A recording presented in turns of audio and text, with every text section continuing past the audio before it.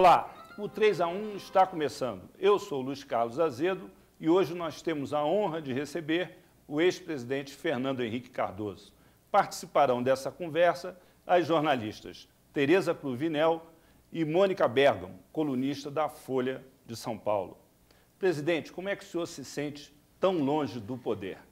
Muito bem, muito à vontade, né? O poder para mim foi um episódio, eu não vivi no poder. Você tem que entender que exerce o poder e deixa de exercer. É claro que eu tenho alguma influência, eu tenho alguns amigos poderosos, quem sabe isso compense um pouquinho. Mas eu não me sinto como se tivesse perdido alguma coisa, não é minha sensação. Mas o senhor hoje é uma personalidade muito influente ainda na vida política nacional e participa com opiniões, com sugestões, com críticas. Sou palpiteiro, ao presidente Lula. Que palpite o senhor daria, então, em relação, por exemplo, ao impacto dessa crise mundial aqui no Brasil, na economia brasileira? Bom, não preciso dar palpite, eu posso dar, conselho não, né? Presidente, cada um faz como bem entende. Eu acho que a coisa é mais séria do que o governo no início tinha a sensação, ou pelo menos queria transmitir a nós, ao povo, a sensação. E é natural, o presidente não pode provocar um desânimo no país, mas é preciso ter realismo, né? O que vem pela frente aí é difícil, é muito difícil. E, sobretudo, é preciso tomar cuidado com a maneira com que os gastos estão crescendo, né? E não confundir a necessidade de reativar a economia com gastos que não são propriamente de reativar a economia. Reativar a economia é investimento. Se você reativa só o consumo, complica, né? Presidente, os seus 8 anos de mandato presidencial coincidiram, né, com o período de fulgor das ideias de desregulamentação, né, de fortalecimento da globalização. E alguns anos depois disso, nós estamos vendo assim, uma nova crise do capitalismo, talvez uma das mais graves. O que estava errado, né, no ideário desse consenso que fracassou, o consenso de Washington? E agora nós vemos os estados nacionais estatizando bancos, reconhecendo que o Estado precisa atuar em momentos de crise para evitar que as coisas piorem. Está surgindo um novo consenso? O que estava errado? Não, eu não acho que as coisas possam ser encaradas, está errado, não está. Os tempos variam, mudam, né? No período do meu governo, coincidiu, não foi com... Eu não sabia o que era consenso de Washington, não falava disso, nunca tinha visto, nunca tinha lido, né? E isso é mais um estigma do que propriamente uma realidade. A realidade é outra, é a globalização. É um processo que começou nos anos 70, quer dizer, globalização. O capitalismo sempre tendeu a global, né? Por que o Brasil existe? Por causa do capitalismo comercial, né?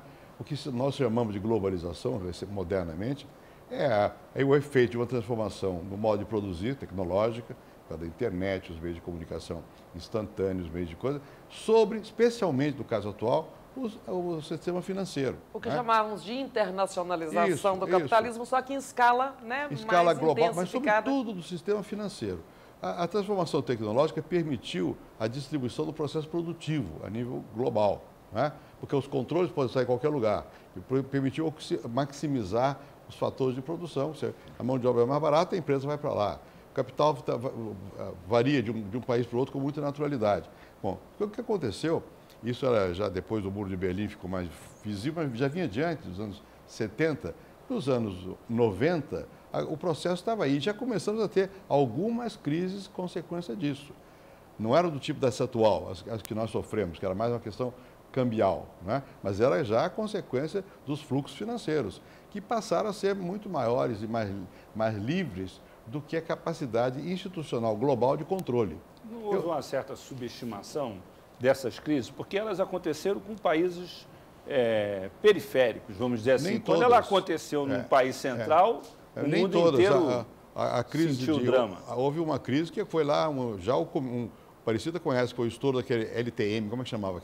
LTD, aquele fundo de derivativo americano, estourou também naquela ocasião, né? Mas, de qualquer maneira, não era a crise no centro do sistema, né? Não afetava tão diretamente o centro do sistema. Cada vez que houve reunião do G7, eu mandei, como presidente, cartas para os líderes, dizendo, olha, o negócio está mal, porque não há regulação global e você tem o capital financeiro global. Você não tem... O Fundo Monetário ficou fraco diante do vulto de capitais. Era o contrário do que o pessoal que criticava o Conselho de Washington pensava. Dizia, o Fundo Monetário está ditando tudo. Não, o fundo foi ficando cada vez mais fraco, né? Bom, não houve realmente instituições globais que pudessem regular nada. Essa crise ela é muito mais forte do que foi a crise que o senhor enfrentou. E, no entanto, naquele momento, o Brasil logo caiu de joelhos, foi ao FMI. O governo atual fala muito que o Brasil está muito mais preparado do que na época do seu governo, está conduzindo a política de uma forma muito mais responsável. Eu quero dizer o seguinte, a minha pergunta é, o senhor errou em quê naquele momento? O Brasil não estava preparado porque a crise era menor? Ou o governo está vendendo algo que não é verdade e também o Brasil vai cair de joelhos nessa crise? Não vai cair de joelhos, nem nós caímos de joelhos. Isso é uma expressão retórica que o governo atual usa, às vezes, para luta política. Era outra coisa. Naquele momento, o que havia era um problema de câmbio. Não era um problema da natureza atual, que é de falta de liquidez do sistema central e de confiança nos bancos. Não. Naquela época houve uma crise financeira, de câmbio. Quando tem crise de câmbio, você tem que dar liquidez ao país. Como o país não tinha reservas... Aí mesmo quando tinha, nós tivemos na crise de 97, nós tínhamos 70 bilhões de reservas. Some. Hoje a Rússia tinha 500 bilhões, já perdeu 100 e pouco. Não é? Presidente, o senhor não demorou muito a mudar a política cambial, não? Sair da paridade com o dólar e entrar primeiro, nunca houve paridade com o dólar. A paridade com o dólar era na Argentina. Aqui nunca houve. O que houve foi uma lenta desvalorização do real. Claro, eu já disse isso mais de uma vez. Não é? E por que eu mudei o presidente do Banco Central? Porque eu queria ir mais depressa. E a visão era que não devia ir mais depressa naquele momento. Né? Não, isso sem dúvida que sim. Mas, mesmo que fosse mais depressa... Quando quer ir depressa, tem que tirar o presidente do Banco Central. Dependendo das circunstâncias, tem. Né? Bom, naquele momento, o presidente reagia, não queria ir mais depressa, teve que mudar. E é um homem que eu admiro muito, que é o Gustavo Franco. Mas ele insistiu muito em ir mais lentamente. Agora, a natureza da crise era outra. Não é? Essa aqui é uma crise que diz respeito a outra questão. Não diz respeito a... E ainda assim, a desvalorização cambial foi tão grande quanto a que nós sofremos. O real perdeu agora 50% do seu valor, apesar de não estar sendo o câmbio não está sendo atacado. Por que perdeu? Porque pela natureza dessa crise atual, que é uma crise de liquidez e de confiança, e que está afetando a economia real, as pessoas estão antecipando que o que nós vamos receber como receita nos anos que vêm será menor. Isso quer dizer que o governo Lula esteja ajoelhado? Não, são circunstâncias. Mas se ajoelhou porque desvalorizou 50%? Não.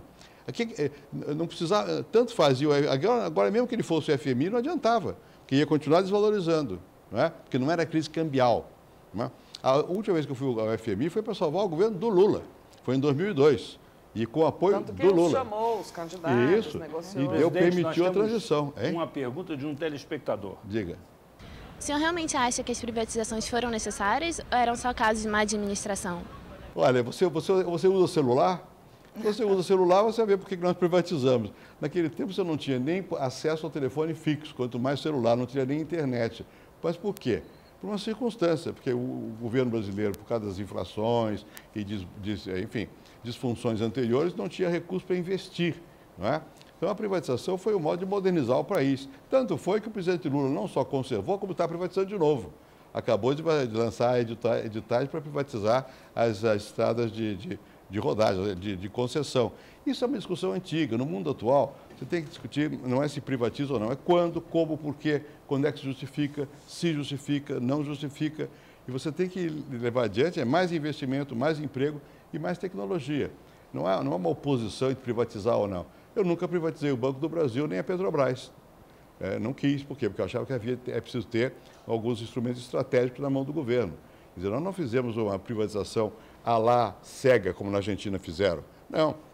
Privatizamos o quê? A Vale Rio Doce. Qual foi o resultado? Um resultado espetacular. Cresceu violentamente. A Petrobras nós não privatizamos, mas nós transformamos a Petrobras numa verdadeira empresa, que foi para o mercado, competiu, abria a competição. Agora, a Petrobras deu um pulo enorme. Aliás, em termos de produtividade, uma hora até hoje não alcançou o mesmo ritmo que do tempo do meu governo.